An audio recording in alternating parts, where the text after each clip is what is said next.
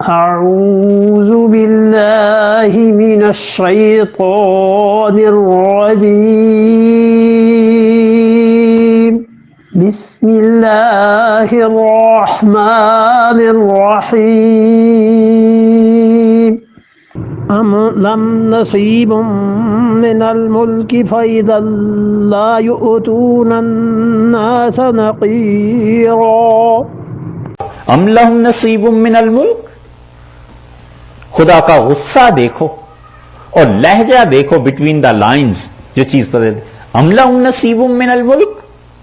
کیا لہم ان یہودیوں کے لیے نصیبن کوئی حصہ ہے من الملک حکومت میں سے؟ کیا ہم نے انہیں حکومت دے دی ہے؟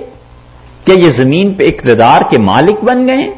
کیا انہیں غلبہ ہو گیا ہے کہ لوگوں کے دین کے بارے میں فیصلے کرتے پھریں کہ کون زیادہ حق پہ ہے اور کون نہ حق ہے؟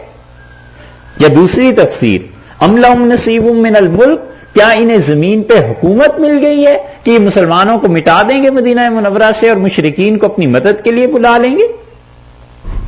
کیا انہیں حکومت مل گئی ہے؟ تیسری تفسیر، یعنی ان کے پاس مال و دولت باقی لوگوں سے زیادہ ہو گیا ہے کہ اسلحے کے بل بوتے پر مسلمانوں کو جینے نہیں دیں گے. فَإِذًا، اگر ہم دے دیتے، یہ شرطیہ ہے. فَإِذًا، اور اگر ایسے ہو جاتا کہ یہودیوں کو حکومت مل جاتی، لَا يُؤْتُونَ النَّاسَ، یہ لوگوں کو خیرات کیا کریں گے؟ دیں گے ہی نہیں سرے سے.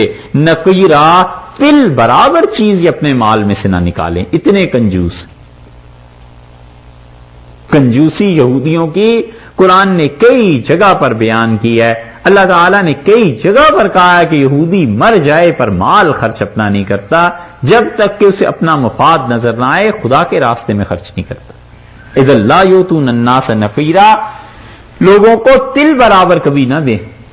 کھجور کی گٹھلی ہوتی ہے نا، اور اس گٹھلی کی دوسری سائڈ پہ آپ دیکھیے، ایک سائڈ پہ اس پہ شک بنا ہوا ہوتا ہے، اس میں ہوتا ہے ایک دھاگا، اسے کہتے ہیں فتیل، اور اسی گٹھلی کی پشت پہ دیکھیے تو ایک چھوٹا سا نقطہ نظر آتا ہے، اس نقطے کو کہتے ہیں نقیر. کھجور کی گٹھلی کا گڑھا بھی نہ دیں، یہ ہے نقیر. اردو میں ہم اس کا ترجمہ کرتے ہیں تل برابر، ذرہ برابر، ایسے ہی ہوتا ہے ترجمہ، رائی کے دانے کے برابر. لیکن مراد نقیر سے وہ ہے. زبان کی دیکھیے وسعت کتنی ہے. اب اس کے لیے پتہ نہیں کسی زبان میں کیا لفظ ہوگا، مگر عربی میں اسے نقیر کہتے ہیں. اللہ نے فرمایا اگر انہیں حکومت مل جائے خدا کی راہ میں تو یہودی کیا خرچ کریں گے؟